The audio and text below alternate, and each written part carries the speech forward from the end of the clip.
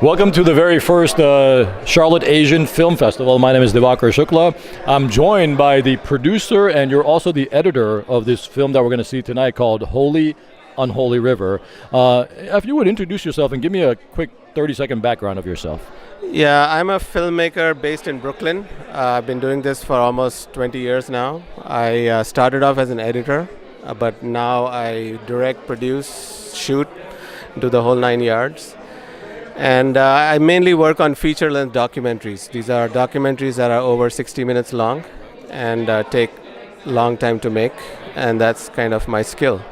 So people, just casual film watchers, don't understand the actual shooting, the script writing is a process, but the editing is like the key in getting the film together, and sometimes it's a very long process. So for this film, you guys shot it, 3 or 4 years ago. How long did it take to edit together? Well, from start to finish, it took approximately 5 years to make this film. I mean, if you actually started from the first time the cameras began to roll to the time when it goes out of my room, that is.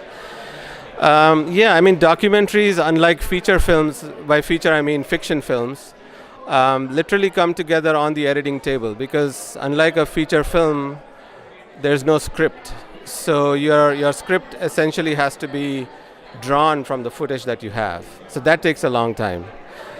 So I always make this comparison, like editing a documentary film is more like writing a film, as opposed to like when you write a book, you actually think of structure, think of storytelling, think of how things are going to progress. And that's what documentary filmmaking is. And that's why editing is I would say the most important part of a documentary filmmaking process. So as an editor, were you on the shoot itself, or were you just getting footage as the guys were directing and shooting? It's interesting, like Jake and Peter, who are the directors of the film, they actually shot this film over 3 years, and they were kind of struggling to kind of put it together, and they didn't know how to tell the story.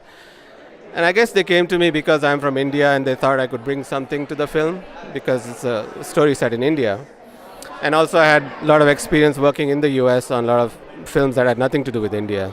So there was some sort of energy that they thought they could work with. So they came to me and they said, hey, here's a whole bunch of footage, make something out of it. So almost they did the easy part. Yeah. And so I made a little sample for them and they loved it. And they said, okay, yeah, let's do the whole film. And so that's how the film came to be.